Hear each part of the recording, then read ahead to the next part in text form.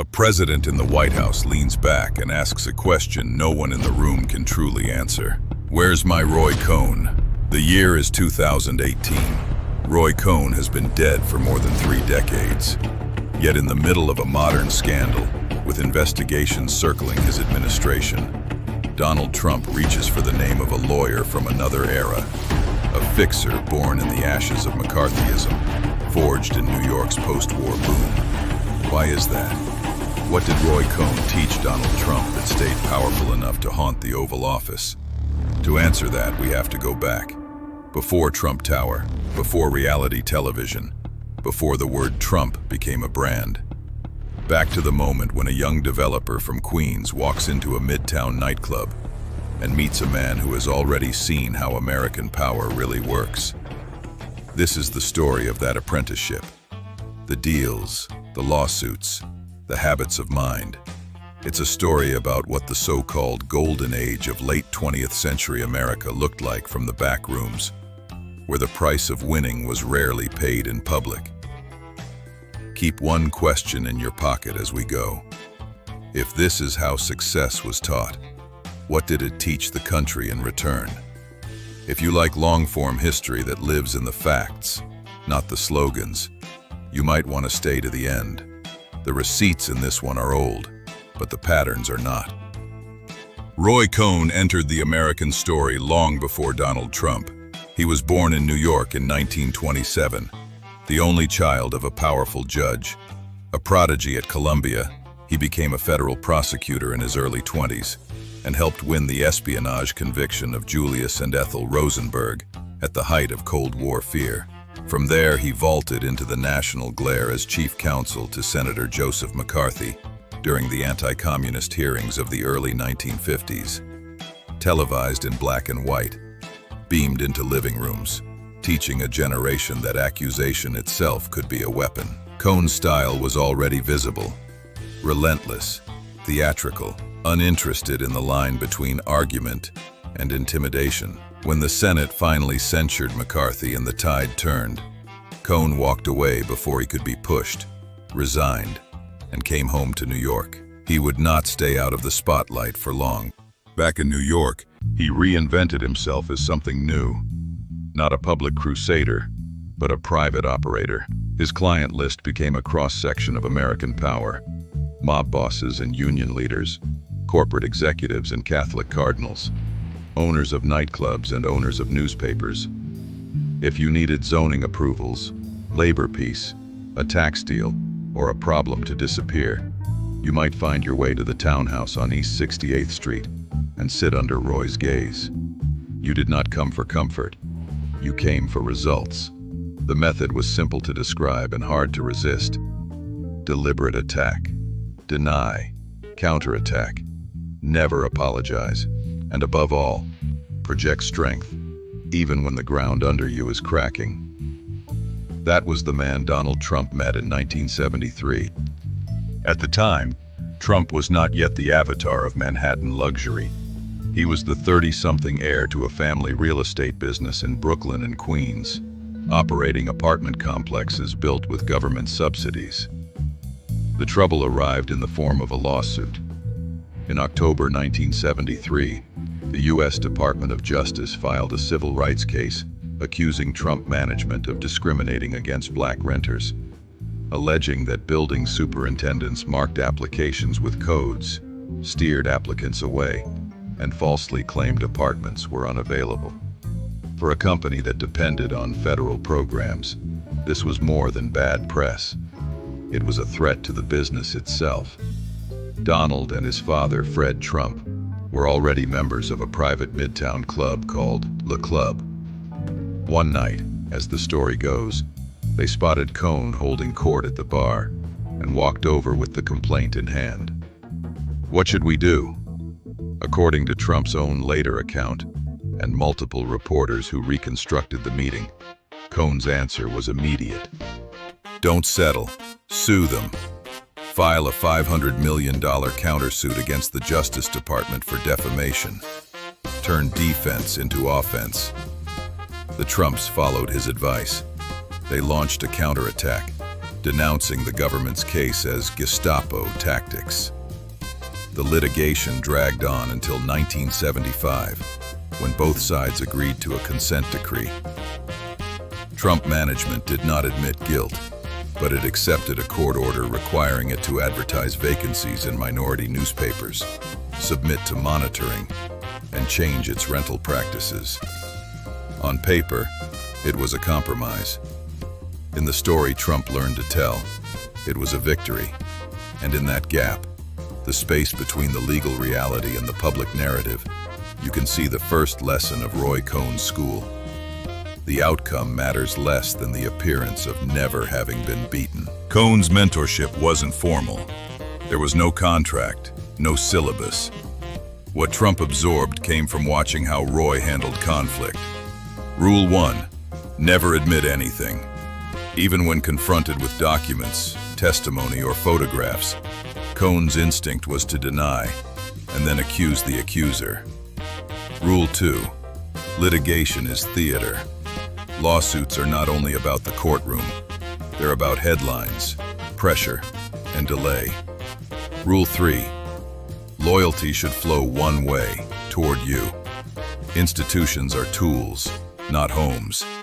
If a judge, a regulator, or a journalist refuses to play the role you've written, try to discredit them. Decades later, reporters would quote Trump explaining that Cohn taught him to go in for the kill and to fight back 10 times as hard.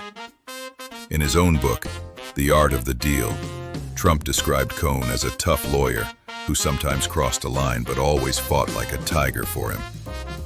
If you're hearing echoes of modern politics in that, knowing hold on to them.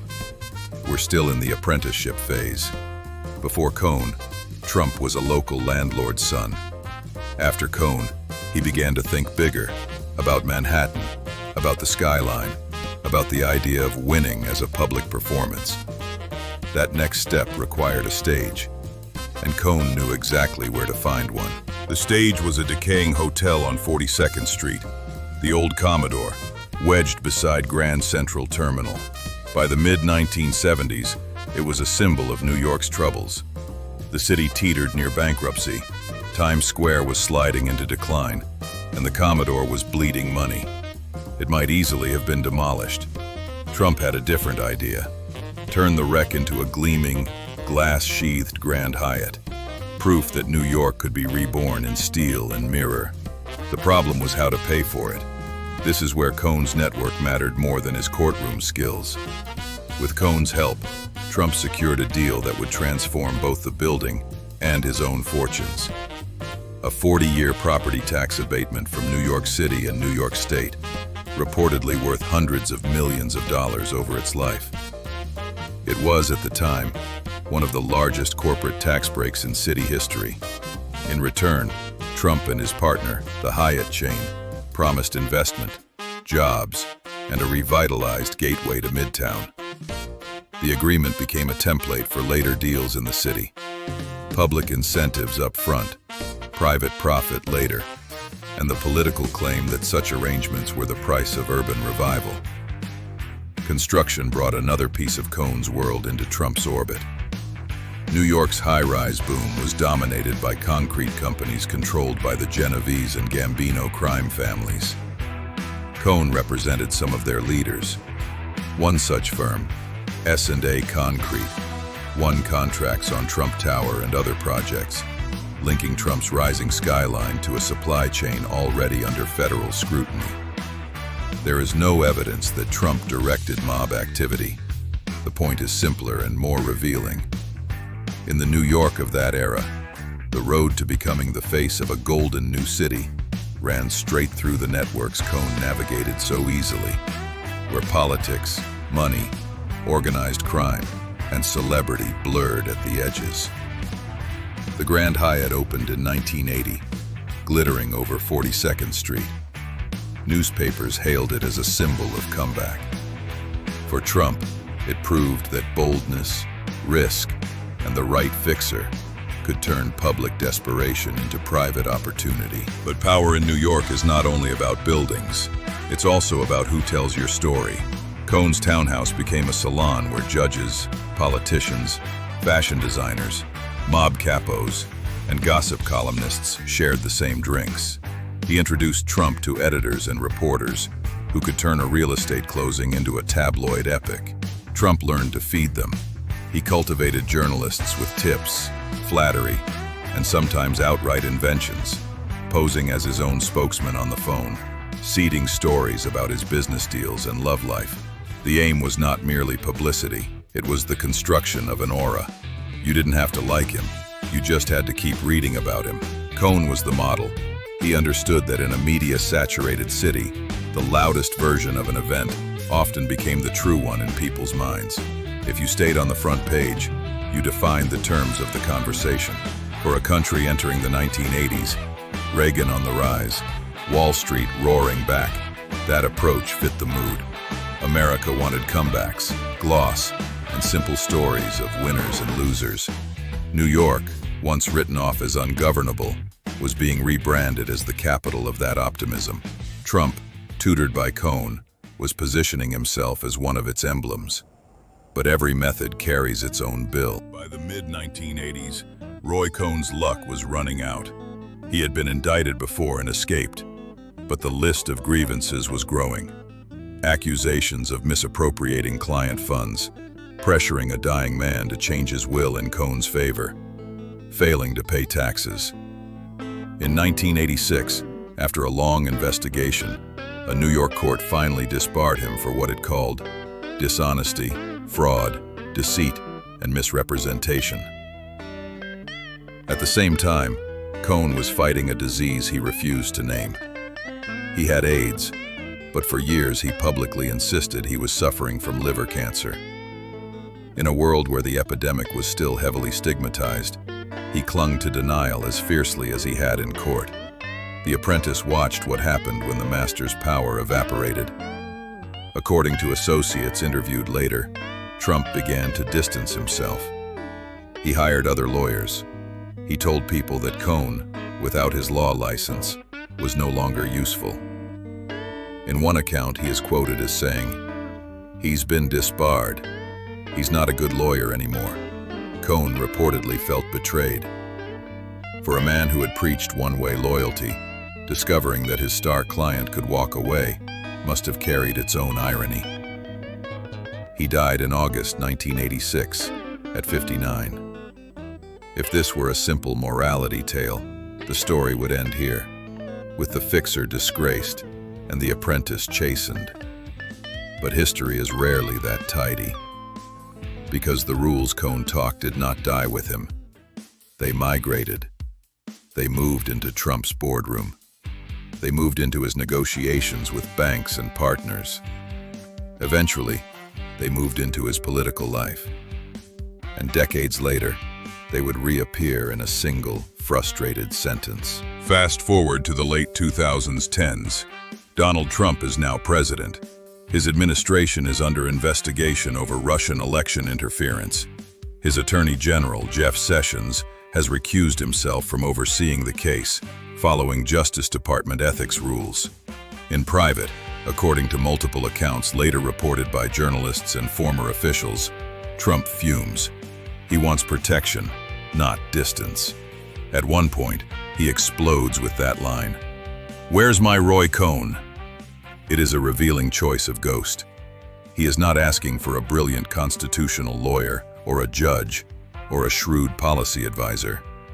He is remembering the man who taught him that the response to pressure is counter-pressure, that legal trouble is a public relations problem, that loyalty to institutions is optional, but loyalty to you is mandatory. Supporters hear in that approach the sound of a fighter, someone unwilling to be boxed in by what they see as hostile elites and unfair rules. Critics hear the corrosion of the rule of law, the idea that public office should provide private insulation and that truth itself is negotiable. Both readings trace back in part to the same apprenticeship. What does this story tell us about the golden age America likes to remember? On the surface, the late 20th century can look like a straight-line success story. Cities reborn, markets booming, skyscrapers sprouting like steel corn, Trump's own career became a shorthand for that arc. From outer borough developer to Manhattan mogul, from mogul to television star, from television star to candidate. But underneath the slogans are the mechanics. Tax abatements negotiated in rooms most citizens never see. Construction networks where organized crime takes a hidden cut. Public civil rights cases turned into spectacles of grievance.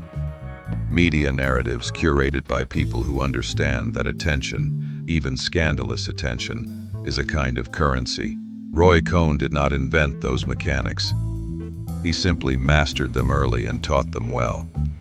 The untidy truth is that parts of America's late century gold were hammered from those metals: ambition, aggression, and an almost religious faith in winning as its own justification. The costs were spread out. In public coffers, in trust in institutions, in the quiet sense that if everyone is attacking, someone must eventually stop defending. Donald Trump's apprenticeship under Roy Cohn is one thread in that tapestry, but it is a vivid one. It shows how tactics born in the Red Scare hearings of the 1950s could travel, almost unchanged, into the real estate wars of the 1970s, the tabloid circus of the 1980s, and the political crises of the 2010s. It also leaves us with a choice about how we tell our own stories.